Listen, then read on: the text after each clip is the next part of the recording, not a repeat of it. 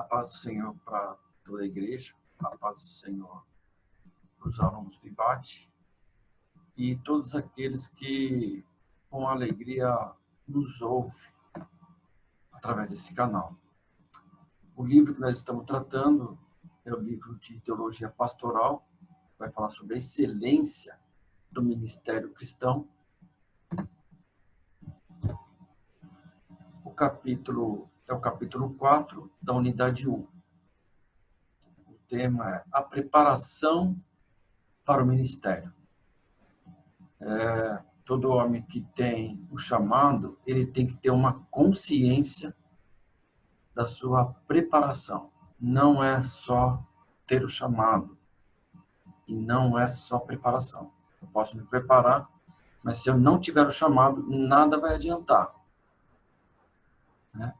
E eu posso ter o chamado, mas se eu não me preparar, eu não vou desempenhar bem esse serviço. Tratando ainda, né, dessa temática, o candidato ao ministério precisa observar os conselhos da palavra de Deus. O homem de Deus, quando ele começa a entender a respeito do seu chamado, o que nós precisamos entender, não é o que os outros falam, não é onde os outros me colocam, é onde Deus me chamou. E eu, como obreiro, como igreja de Deus, eu preciso entender isso, porque se eu entender isso, o desempenho do meu ministério vai resultar num serviço melhorado, né, sobre a igreja. Então, o resultado final, a igreja vai prosperar, a igreja vai ganhar no serviço, a igreja vai aperfeiçoar. Por isso que Paulo fala em Efésios, né, para a edificação do corpo de Cristo, que é a igreja. Dentro ainda desse tema, nós vamos tratar de 7 pilares, onde o obreiro precisa assentar o seu alicerce, ou fazer o seu fundamento. E são 7 aqui, na verdade, quando nós começamos a estudar a palavra, buscar a Deus, nós vamos ver uma extensão grande de critérios e de conceitos que eu preciso guardar de Deus, né? Mas vamos colocar aqui a respeito desses 7 pilares. Um é a regeneração espiritual. 2, a primazia ao reino de Deus. 3, valorização da família. 4, oração e jejum. 5, meditação constante nas Sagradas Escrituras. 6, vigilância. E 7, vida cheia do Espírito Santo. Nós vamos falar um pouco a respeito desses 7 pilares que vão fundamentar a trajetória produtiva de um obreiro, que vai resultar, claro, na igreja, né, do benefício da igreja. Se eu entender meu papel e desempenhar bem todos esses critérios, quem vai ganhar vai ser a igreja de Cristo na terra. E o obreiro, o homem de Deus, precisa entender isso. Não é para si. Eu não tenho um chamado para mim.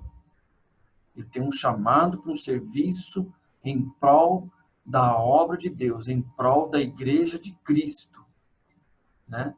Em prol do corpo de Cristo, que é a igreja. Regeneração espiritual.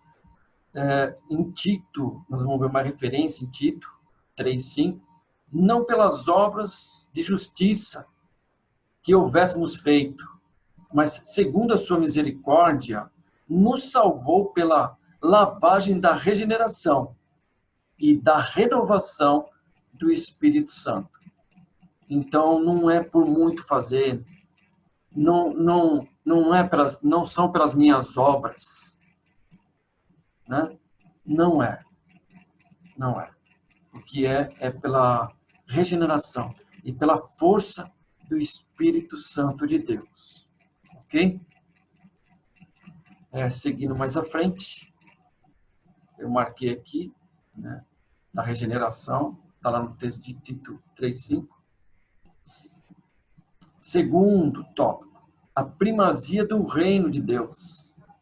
Tudo aquilo que nós vivemos e tudo aquilo que nós somos como a igreja, como aqueles que foram chamados, e a igreja de Deus tem uma primazia, a base, né? E é buscar o reino de Deus. Paulo, ele relata que o homem que pensa só nas coisas dessa terra, ele é o mais miserável de todos.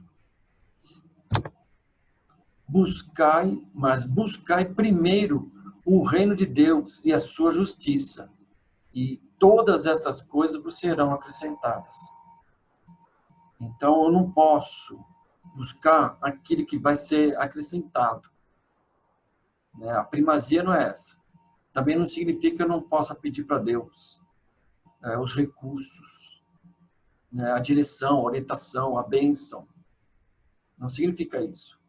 Mas eu preciso, primeiro, buscar o reino de Deus e entender.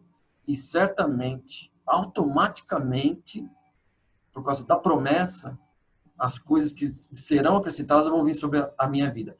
Então, o obreiro que faz a obra com clareza, com eficácia, com potencialidade, a bênção de Deus vai seguir ele, né? Segundo a palavra de Mateus 6:33. Valorização da família. O homem de Deus que vive só para a obra, ou ele pensa só na obra, e ele prioriza a obra, mas não cuida da sua casa, ele errou. Precisamos entender isso também, né? Precisamos entender que se eu não sei cuidar da minha casa, como é que eu vou cuidar das coisas de Deus, da casa de Deus, da obra de Deus? Então eu preciso entender meu chamado, eu preciso me posicionar, eu preciso buscar, mas também preciso cuidar, não abandonar a minha casa, né? Está escrito lá em 1 Timóteo, no capítulo 5, versículo 8. Mas, se alguém não tem cuidado dos seus, e principalmente dos da sua família, negou a fé e é pior do que o infiel. Deus nos avalia em toda a nossa trajetória, em todo o nosso comportamento. Não adianta eu não cuidar da minha casa e ser um grande pastor, um grande líder, um grande obreiro. Negou a fé. O homem que não sabe cuidar da sua casa negou a fé. E isso tudo nós estamos tratando de preparação espiritual para vivenciar um serviço para Deus. Então precisa ser santidade. Tudo isso vai nos levar a uma santidade. Oração e jejum. Oração de jejum é primazia, é primordial na vida da igreja, dos obreiros, e daquele que quer ter relação com Deus. Se eu não souber falar com Deus, se eu não falar com Deus, eu vou ter muita dificuldade para ouvir Deus. Então, eu preciso ouvir, para ouvir, eu preciso falar. E eu preciso entender o que Deus está falando, eu preciso ter essa certeza. Noé, ele caminhou mais de 100 anos, 120 anos aproximadamente. E ele precisava saber, ouvir Deus falar, porque se tratava de uma obra de engenharia naval. Os detalhes da madeira, como tirar madeira, qual a árvore certa, como aplainar a madeira, como tratar, como construir os compartimentos, as medidas, né, da altura, do comprimento da arca.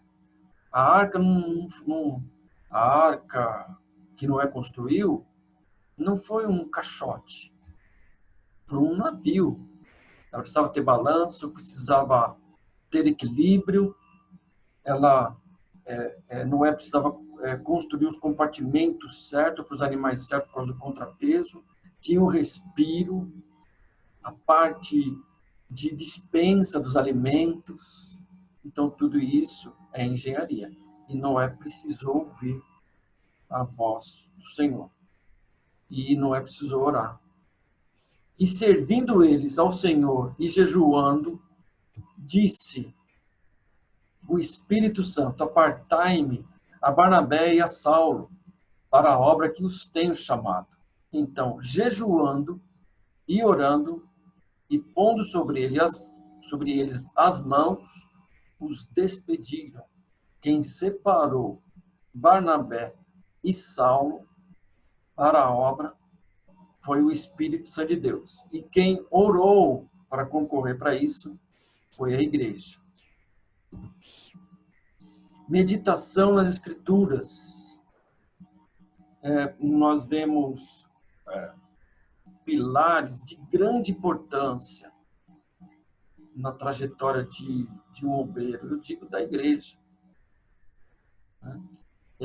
Antes tem o seu prazer na lei do Senhor e na sua lei. Medita de dia e de noite. Quer ver um obreiro fracassado? Quer ver uma igreja fracassada? Quer ver alguém que se diz seguidor do Senhor fracassado? Faltou nele meditar na palavra. Faltou esse alimento. Faltou esse pilar na vida dele. Vigilância. Orando em todo tempo, com toda oração e súplica, no Espírito Santo. E vigiando nisto, com toda perseverança e súplica por todos os santos. Efésios 6, 18. Vai falar da vigilância. Jesus falou muitas vezes nos evangelhos: vigiai e orai. Então, eu preciso orar, buscar Deus, ouvir Deus, mas eu preciso vigiar os meus comportamentos. Eu preciso vigiar aquilo que eu estou pensando, aquilo que eu estou falando. Eu preciso vigiar o meu falar. Eu preciso vigiar o meu ouvir. Eu preciso vigiar as minhas atitudes e rever os conceitos sobre a minha vida. Cheios do Espírito Santo. Igreja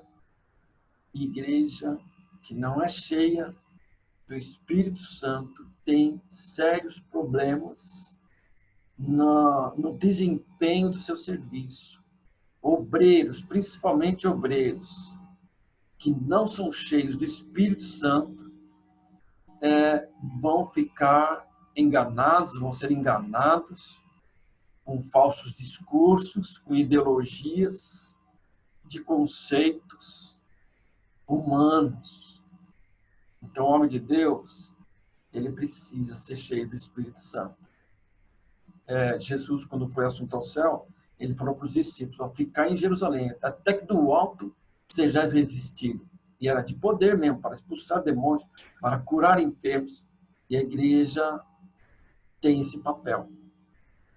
A igreja tem esse papel. E, para mim, ter o papel de orar, dar conselho, cuidar, expulsar demônios, orar pelos enfermos, eu preciso ser cheio do Espírito Santo.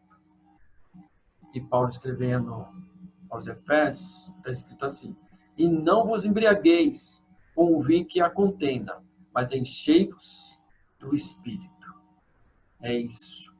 Essa é a palavra de sabedoria, que eu preciso apreciar, eu preciso avaliar sobre a minha vida. Eu preciso avaliar a minha conduta para ver se está de acordo com esses pilares. E terminando aqui, deixei aqui uma nota do IBAD, que é a referência nossa, né? Instituto Bíblico da Assembleia de Deus. Aí está o endereço. E aqui está o nosso canal. Nós temos um núcleo também no Facebook, temos um núcleo aí no YouTube, ok? E inscreva-se, você que ama a palavra de Deus e que sentiu e que gostou e que quer concorrer para o reino de Deus, inscreva-se. Nos ajuda a cada dia mais melhorar o nosso papel diante do reino de Deus, ok? Eu deixo a minha saudação aqui e a minha alegria está de compartilhar com todos, né? A todos aqueles que nos ouvem, ok? E um forte abraço e a paz do Senhor para todos.